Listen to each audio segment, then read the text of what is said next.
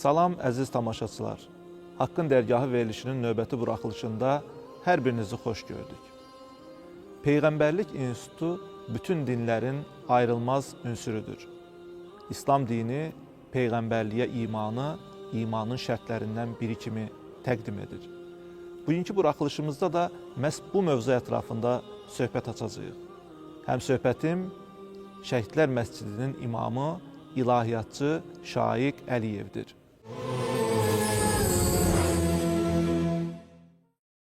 Şaiq müəllim, xoş gəlmişsiniz. Xoş gördük. Şaiq müəllim, bugün sizinlə son dövrlərdə öz aktuallığını bir daha yadımıza salan bir məsələni müzakirə edəcəyik. Bu Peyğəmbərlik institutu haqqındadır.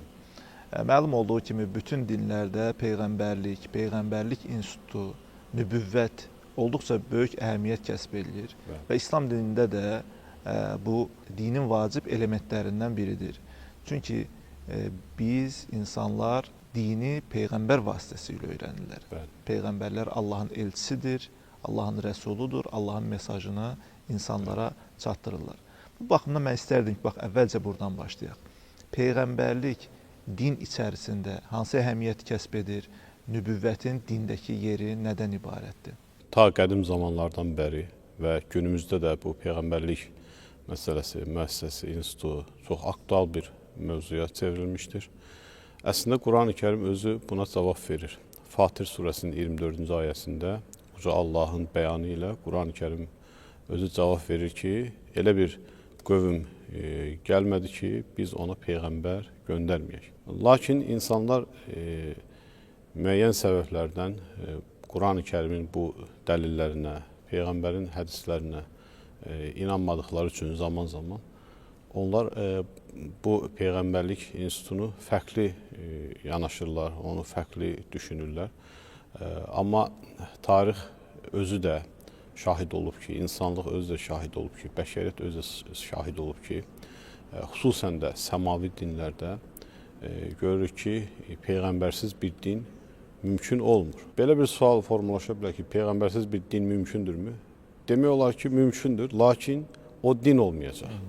O, yəni Allahın göndərdiyi olmayacaq, o Allahın istədiyi bir din olmayacaq və dolayısıyla biz ona uydurma din deyə bilərik. Biz ona insanların özlərinin şəxsi, nəfsi istəkləri ilə ortaya çıxardıqları bir din deyə biləcəyik və xüsusən də deyəcək ki, o İslam olmayacaq. Bu baxımdan görürük ki, Peyğəmbərlik müəssisəsi ilk insanla, Adəmlə başlayıb və son insana qədər bu ehtiyac olacaqdır və hər zamanda bu ehtiyacı insanlar hiss edəcəklər. Şaiq müəllim, xüsusilə İslam dinində Peyğəmbərlik iman əsaslarından biri kimi qəbul olunur.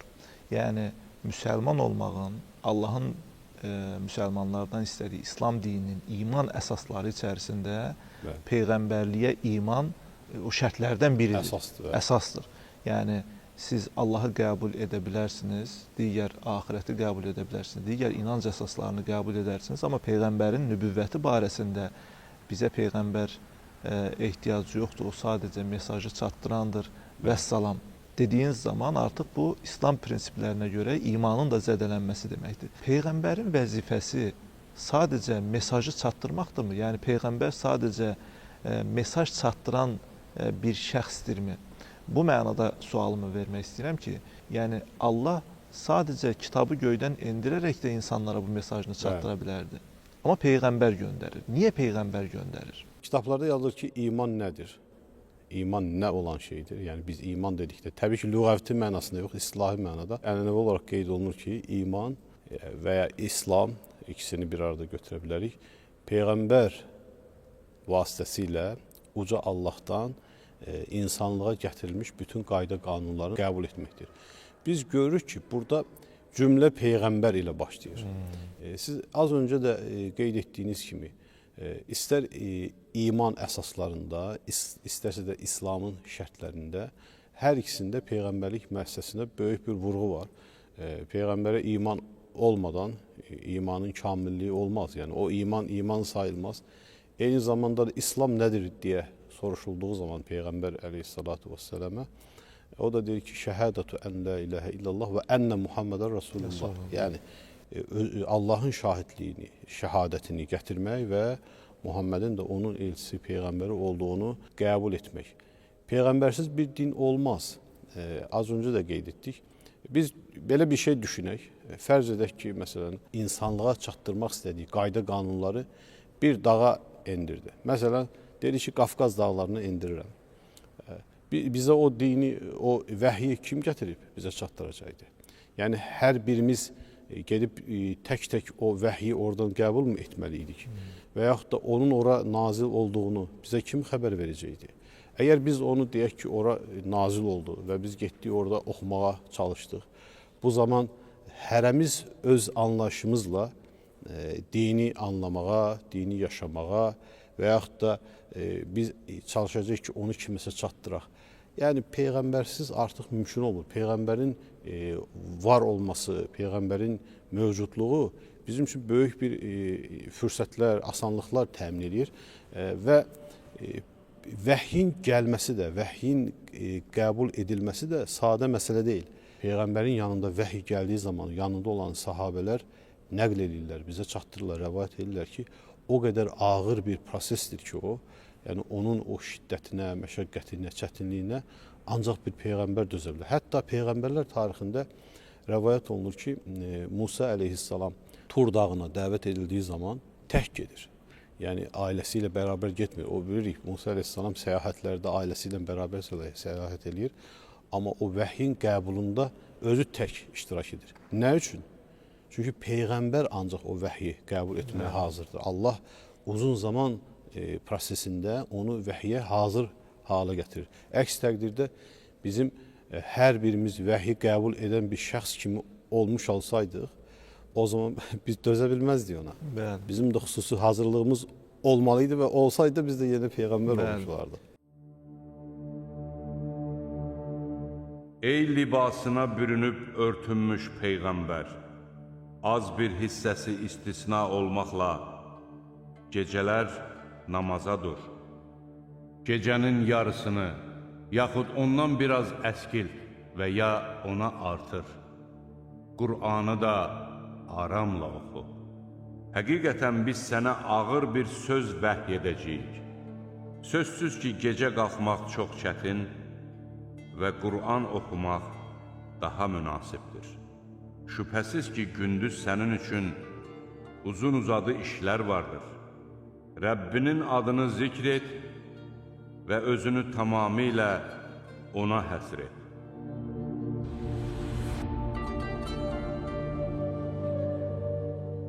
Vəhyi alarkən nə qədər böyük bir psixoloji haldan keçir. Hətta ilk vəhiy təcrübəsi Peyğəmbərin bu barədə çox diqqətə layiqdir. İlk vəhiyi aldığı zaman o bir qorxuya qapılır, həyəcanlanır. Yəni bunun Allahdanmı olduğunu, başqa bir şeymi olduğu barəsində ilk dəfə bu təcrübə ilə qarşılaşdığı üçün tərəddüd yaşayır. Dini yaşamaq sadəcə mesajı çatdırmaq deyil. Yəni bir məktub göndərmək kimi deyil bu. Bəli. Eyni zamanda bunun bir praktik nümunəsi olmalıdır. Təbyin tərəfi. Bəli. Bunu həm təbyin etmək, həm də yaşayaraq nümunə göstərmək. Təmsil etmək. Bəli. Bax, bu mənada Peyğəmbərin rolu nədən ibarət? Kitablarda qeyd olunub, alimlər bu haqda danışıb, fikirlər ortaya qoyublar ki, Peyğəmbərin sadəcə təbliğ deyil, yəni sadəcə çatdırma vəzifəsi deyil. Yəni bir Peyğəmbər gəldi, Allah, ey insanlar, Allahın sizə bu mesajı var, mən bunu sizə çatdırdım, mənim vəzifəm bitdi deməklə kifayət deyil. Belə bir şey yoxdur, belə bir çatdırma vəzifəsi sadəcə bundan ibarət deyil. Eyni zamanda onu insanlara bəyan edir, açıqlayır. Hətta biz sahabələrin həyatında, istər hədislərlə gələn, istər tarixi rəvayətlərlə gələn həyatında görürük ki, sahabələr ehtiyac duyduqları məsələlərdə bir çox məsələlər buna saymaq olar.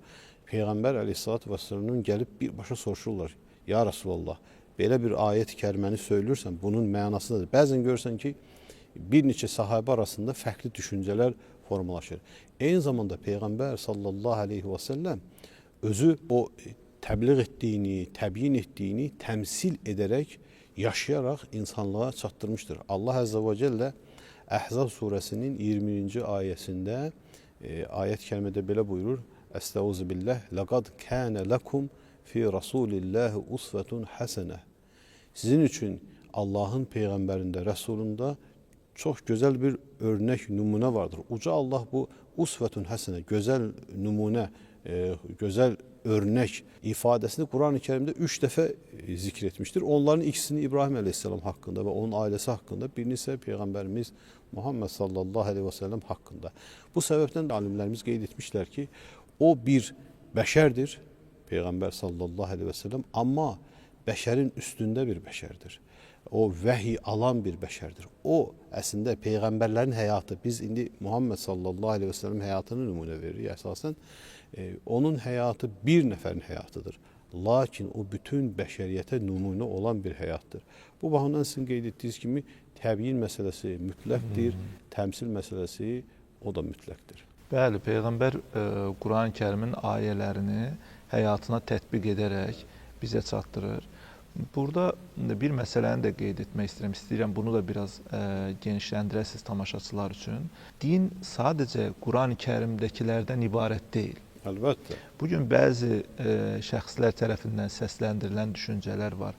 Quran-ı Kərim bizə yetər, ondan kənarda qalanlar din deyil şəklində belə bir yanlış təbliğatın şahidi oluruq. Halbuki Quran-ı Kərim bir kitabdır. İslam dini həyatımızın bütün sahələrinə, bütün sferalara yayılmış, bizim həm mənəvi dünyamızı, həm bu baxımdan ailə daxil münasibətlərimizi, insanlarla, yoldaşlarla münasibətimizi, ticarət həyatımızı, bax bunlara dair bütün əxlaqi prinsipləri bizə gətirən ümumi bir kodeksdir. Quran-ı Kərimə belə deyə bilərik.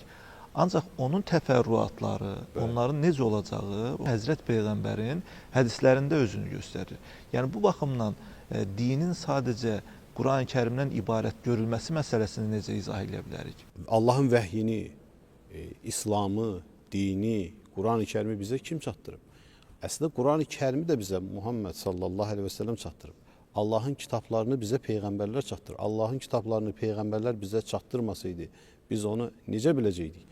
Əgər bu insanlar düşünürlərsə ki, peyğəmbərsiz də mümkündür, o zaman yəni Allahın o kitablarını biz hardan əldə edə biləcəkdik, hardan oxuya biləcəkdik, necə öyrənə biləcəkdik ki, Allah bizə belə bir kitab göndərib. Desələr ki, kiməsə göndərəcəkdi, yenə də o yəni bir peyğəmbər olmalıydı artıq. Bəzi alimlər bildiyiniz kimi Quran-ı Kərimi vəhyi iki yerə bölürlər. Bəli. Vəhy-i mətluf və vəhy-i qeyri-mətluf. Yəni Peyğəmbərin bizim namazlarda, ibadətlərdə tilavət etdiyimiz vəhyi, bu Quran-ı Kərimdir. Bir də qeyri-mətluf, yəni tilavət edilməyən vəhy, bu da Peyğəmbərin əslində sünnəsidir, həyatıdır, yaşayışıdır. Yəni bu baxımdan Peyğəmbərimizə, məsəl üçün soruşulduqda ki, Həzrət Ayşə anamızdan Peyğəmbərin əxlaqı necə idi? Onun əxlaqı Quran-ı Kərim idi deyir. Bu baxımdan Quran-ı Kərimi öz həyatında yaşayaraq, tətbiq edərək insanlara çatdırırdı. Hətta bilirsiniz, Quran-ı Kərimin xitablarında buyurulur ki, müşriklərin etirazları var. Kaş Quranla bərabər bir mələk gələydi. Allah bir mələk göndərəydi bizə. Yəni bizim aramızdan, sıradan insanlardan seçdiyimiz, eyni zamanda var dövlət baxımından da bizdən üstün olmayan bir insanı Allah peyğəmbər seçib göndərib. Buna belə etiraz edirdilər. Halbuki Allah buna cavab olaraq bildirirdi ki, yəni əgər sizə bir mələk gəlsəydi, sizdən olmayan bir insan gəlsəydi, siz bu mələkdir, o Allahın buyruqlarını yerinə yetirə bilər. Biz insanıq, bizim buna gücümüz çatmaz deyə etiraz edərdiniz. O baxımdan sizə insanların aranızdan bir peyğəmbər göndərdik. Şahid müəllim, burada mən bir məsələyə də gəlmək istəyirəm sona doğru. Sahabənin peyğəmbər sevgisi. Kövsər müəllim, Quran-ı Kərimdə də Uca Allah Ali-İmran surəsində İn kuntum tuhibbunallaha fəttəbi'uni yuhbibkumullah. Əgər siz Allahı sevirsinizsə, mənə tabi olun ki, Allah da sizi sevsin. Yəni bu ayəni müfəssirlərimiz izah edərkən Peyğəmbəri sevməyi, Allahı sevməyi Peyğəmbər əleyhissalatu vesselamə tabiçilikdə görürlər və bu tabiçiliyin də nəticəsində Allah sevgisi qazanılacaq. Biz sahabələrin həyatında da bir çox rəvayətlərə şahid oluruq. Məsələn, sahabədən biri deyir ki, anam deyir, məni tənbih edərdi ki, bəs sən artıq bir neçə gündür Peyğəmbəri görmürsən, get Peyğəmbəri gör, onunla namaz qıl, ondan xeyir duanı al, sonra artıq evinə geri dönərsən. Və yaxud da biz möhtəşəm bir nümunə var. Sahabələrdən birini Peyğəmbər Əfəndimiz əleyhissalatu vesselam Çinə dəvətə, təbliğə göndərir. Allah kəlamını uzaq tutmaq üçün onu göndərir. Bir ildən sonra həmin sahabə artıq Peyğəmbər həsrətinə dayana bilmir. Mədinəyə Peyğəmbər əleyhissalatu vesselamın görüşünə gəlir. Uzun bir yolculuqdan sonra gəlir görür ki, artıq Peyğəmbər əleyhissalatu vesselam Haqqın rəhmətinə qovuşmuşdur. Amma o sahabə hüzünlənir, kədərlənir, qəmlənir, amma onda olan Peyğəmbər o vəzifəsi, üzərində təbliğ vəzifəsini unutmur, yaddan çıxarmır və geri yenə Çinə doğru öz işinin, belə deyək, təbliğinin, dəvətinin başına dönür ki, bu Peyğəmbər vəzifəsidir, ona bu vəzifəni vermişdir. Eyni zamanda sahabədən biri deyir ki, bir gündür ayağımdan da bir ağrı tutmuşdu və dedilər ki, bunun çarəsi bilirsən nədir? Mən də deyir, nədir bunun çarəsi? Dedilər ki, ən çox sevdiyin insanın adını zikr elə, çək, o ağrı səndən gedəcək. Həmən də ağlıma deyir, Muhammed əleyhissalatu vesselam gəldi və onun adını çəkdikdən sonra o ayağımdan ağrı getdi. Bu rəvayətlər kitablarımızda, hədis kitablarımızda qeyd olunmuşdur. Mərhəmətli və rəhimli Allahın adı ilə. Yaradan Rəbbinin adı ilə oxu. O, insanı qan laxtasından yaratdı. Oxu, sənin Rəbbin müqayisəsiz səxavətə malikdir. O, qələmlə yazmağı öyrətdi. İnsana bilmədiklərini öyrətdi.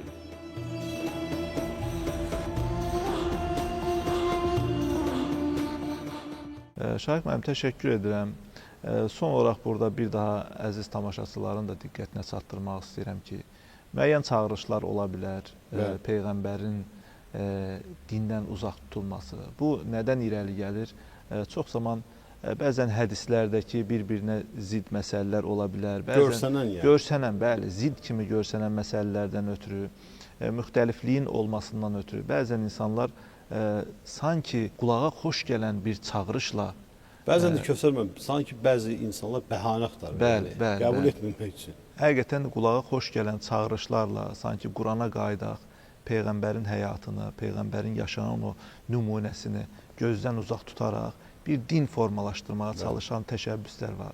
Amma xalqımız qədir biləndir, xalqımızın imanının dərinliklərində Peyğəmbər sevgisi köklü bir yer tutur.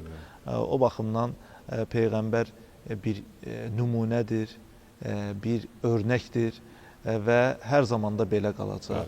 Şahid müəllim, mən sizə təşəkkür edirəm gəldiyiniz üçün və bu gözəl mövzuda fikirlərinizi bizimlə bölüşdüyünüz üçün təşəkkür edirəm. Mən də sizə təşəkkür edirəm, işinizdə uğurlar olsun. Sağ olun. Sağ olun.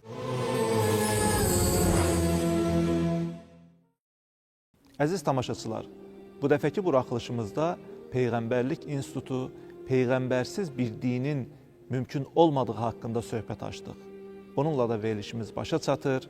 Haqqın dərgahı verilişinin növbəti buraxılışında görüşmək ümidi ilə sağ olun, salamat qalın.